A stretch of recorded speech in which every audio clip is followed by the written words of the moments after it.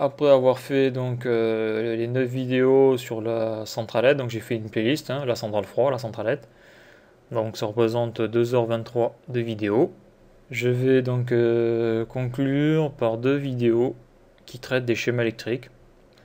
Donc la première vidéo sur les schémas électriques, ça sera donc le schéma électrique de base, celui-là que j'appelle le mode manuel, hein, c'est-à-dire c'est le contrôle d'une centrale froid, sans régulateur, sans automate, juste avec des pressostats. Donc c'est celui-là qu'on va voir maintenant. Et dans la prochaine vidéo, donc ça sera la, donc celle-là c'est la vidéo froid 204.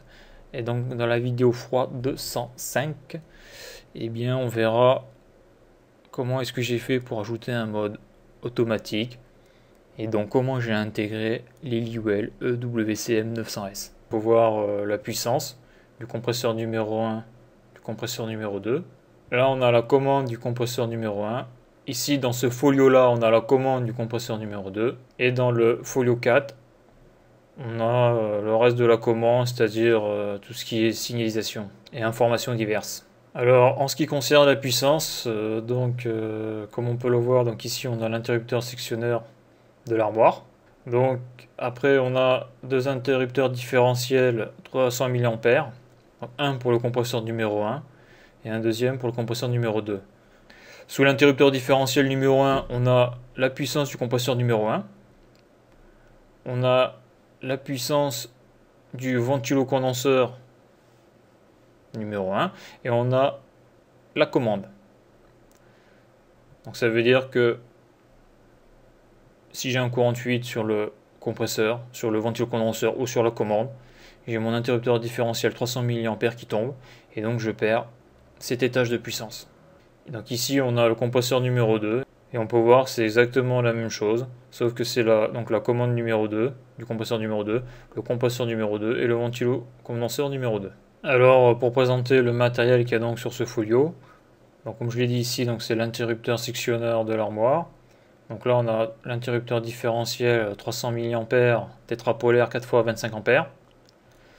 Ici on a un disjoncteur phase neutre 2 A, donc lui protège la commande. Ici on a un GV2 réglable de 4 à 6,3 A, donc qui protège le compresseur. Ici on a un contacteur moteur KM1. Et donc en bas on a le compresseur semi-hermétique. Ici on a un GV2 de 0,6 à 1 A. Toujours un contacteur moteur. Et ici on a le ventilocondenseur. On remarque que le ventilocondenseur est alimenté en monophasé. Et donc on passe donc le neutre ici, la phase de ce côté-là, on reboucle, et on passe par ici. Donc c'est pour éviter un déséquilibre entre les bilames du GV2. Donc pour le compresseur numéro 2, c'est exactement la même chose. Donc maintenant je vais passer à la commande. Donc voilà la commande du compresseur numéro 1. Donc on peut remarquer que la commande du compresseur numéro 2 est identique. Ce qui va changer bien sûr, au lieu d'avoir sur la commande du compresseur numéro 1, là on a KM1, KM2, T1, K1. Sur le compresseur numéro 2, sur la commande du compresseur numéro 2, on aura KM3, KM4, T2, K2.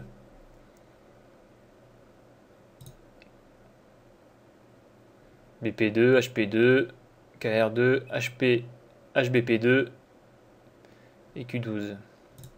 Alors je vais commencer par la ligne de gauche.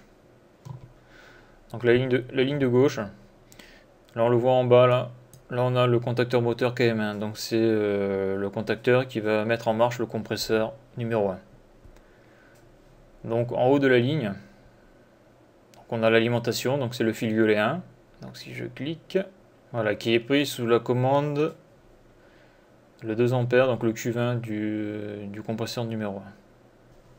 Donc l'alimentation du 2 A, on distribue donc la phase, le 230, sur le pressostat BP1, donc le pompe d'onde. On arrive aussi sur le HP1, donc c'est le HP régulation du ventilocondenseur. On distribue sur en haut là, le NC de KM1, donc qui servira à alimenter la tempo anti-court cycle, mais aussi la résistance de Carter du compresseur. Et on alimente aussi le contact, donc là c'est le contact 11. Donc c'est le contact du relais à thermistance, plus connu sous le nom du Kriwan, dans le compresseur semi-hermétique. Donc l'alimentation arrive sur le pressostat BP1, donc le pump down. Donc si la BP est forte, suivant la valeur du Q-tin, suivant la valeur de réglage du Q-tin sur le pressostat, donc le pressostat est fermé, le courant passe, il arrive en K1, donc on voit K1 c'est la chaîne de sécurité. Si la chaîne de sécurité n'est pas bonne, le contact reste ouvert, ce qui empêche le contacteur moteur KM1 de se fermer. Donc la chaîne de sécurité, on la verra après, elle est ici, là, de l'autre côté. Donc si la chaîne de sécurité est bonne, le K1 se ferme. On arrive sur la tempo travail T1. Donc la tempo travail T1, c'est l'anti-court cycle. Donc le contacteur KM1 est ouvert. Mais le contact INC est donc fermé, le courant passe et alimente la tempo travail T1. Donc la tempo travail T1 elle est sur 6 minutes. On va dire qu'elle est sur 6 minutes. Donc au bout de 6 minutes, ce contact là se ferme. KM1 est alimenté. Lorsque KM1 est alimenté, donc il se ferme, ce qui ferme l'automaintien de KM1. Qui va, donc après, donc en se fermant, le NC va s'ouvrir, ce qui va couper la tempo travail. Et aussi, ça va couper l'alimentation de la résistance de Carter du compresseur semi-hermétique. Voilà comment le compresseur démarre. Donc à côté, on a la ligne HP1 là, donc c'est la ligne du ventilocondenseur. Donc ça, c'est la régulation du ventilocondenseur, hein, régulation par le pressostat HP1. Donc c'est pareil, il faut régler les valeurs. Donc lorsque le HP est trop faible, le contact s'ouvre, le ventilateur ne tourne pas, ce qui fait que la pression monte dans le circuit frigorifique. Mais si l'HP est trop fort, ce contact là va se fermer, le ventilocondenseur va se mettre en marche, ce qui va faire diminuer la valeur de l'HP. Donc là, je l'ai dit, là c'est la ligne, donc le tempo anti-court cycle et résistance de Carter. Donc maintenant, on va voir la chaîne de sécurité. Donc la chaîne de sécurité, on le voit, lorsque l'alimentation arrive sur le relais à thermistance du compresseur semi-hermétique, donc tout de suite on voit que KR1 est alimenté. Donc si les thermistances qu'il y a dans le compresseur indiquent une valeur ohmique correcte, c'est-à-dire que si la température des enroulements du stator est bonne, ce contact-là va se fermer. Parce que cette machine, le relais à thermistance, qu'on appelle aussi le Kriwan, en tout cas dans le froid, sert juste à contrôler la température des enroulements pour éviter que le compresseur, si la température au niveau des enroulements est trop élevée, que l'isolant qui assure les enroulements fonde et mette en court-circuit les spires et donc que le stator soit cramé. Et donc le compresseur, ce qui forcerait à l'envoyer au rebobinage. Donc si la température est trop élevée au niveau du stator, c'est pas compliqué, le compresseur ne démarre pas, ça le protège de la destruction. Donc si la température est bonne, lui il se ferme. Donc là on arrive sur le pressostat HBP1, donc c'est le pressostat de sécurité HP et BP. Donc ça je l'ai montré pas mal de fois ça dans les vidéos. Et là après on a le GV2. Le GV2 Q10. Donc c'est un GV2, il faut appuyer sur Q10 pour que le contact se ferme et alimente la chaîne de sécurité. Alors bien sûr, si le GV2 saute, ce contact-là va s'ouvrir, mais quoi qu'il arrive, lui aussi va s'ouvrir automatiquement.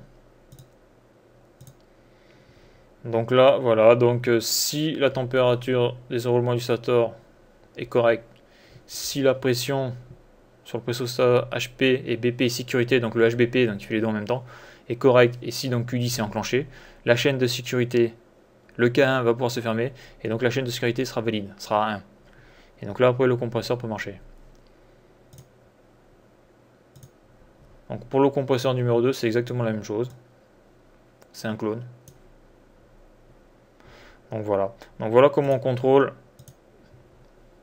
une centrale froid en mode, comment dirais-je, sans automate. Voilà, c'est une régulation, on va dire, pressostatique. Et c'est ce qu'on verra dans la prochaine vidéo que je ferai donc sur le mode automatique avec le régulateur, donc l'automate de centrale froid. Là. Mais cette partie-là, quelque part, ça nous servira à faire fonctionner une centrale froid en mode dégradé. C'est-à-dire, si l'automate crame, ben, ça sera sur une base de schéma électrique de ce style-là qu'on fera tourner la centrale froid. Et dans la vidéo froid 88, la centrale froid au premier contact, on peut voir 4 compresseurs hermétiques. Et ces compresseurs sont contrôlés avec ce genre de schéma électrique là. C'est-à-dire qu'il n'y a pas d'automate, il n'y a pas de régulateur, tout est fait par des pressostats et un peu de logique câblée, quoi. Alors une petite remarque, on peut le voir ici, ils ont mis le contact du GV2, donc du Q10 sur la commande là, de la chaîne de sécurité. Alors que sur la commande là, du ventilocondenseur, ils l'ont pas mis. Donc c'est-à-dire que si le GV2, donc le disjoncteur moteur magnétothermique du compresseur saute, ça va ouvrir ce contact là et le contact K1 va donc s'ouvrir. On le verra après sur le folio de signalisation. Le contact K1 est raccordé sur des voyants. Alors que là, sur le ventilo condenseur, on peut voir que si le GV2 saute,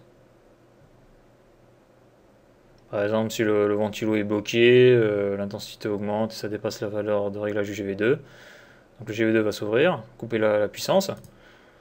Mais on constate que sur la commande ici, il n'y a pas de contact là. Donc KM2 sera toujours passant, sera toujours collé. Voilà. Donc là, je pense que c'est le constructeur qui a fait ça pour faire une économie de câblage. En ce qui concerne le compresseur numéro 2, c'est la même chose. Sauf qu'en plus, on remarque que là, on voit sur le folio en 4B. Et donc ça, c'est le folio de signalisation et qui est pris sur la commande donc, du compresseur numéro 2. Donc maintenant, on va voir ce folio-là. Alors le dernier folio, donc comme on peut le voir, il est pris sur la commande du compresseur numéro 2. Donc ça veut dire que si la commande du compresseur numéro 2 tombe, eh bien je perds toute cette partie-là du circuit. Alors même si je perds cette partie-là du circuit, bon c'est pas trop grave dans le sens où ça n'empêche pas le compresseur numéro 1 de fonctionner. Donc on va voir cette partie-là. Donc ici on a un capteur qui se fixe sur la bouteille liquide. C'est le capteur niveau bas de la bouteille liquide.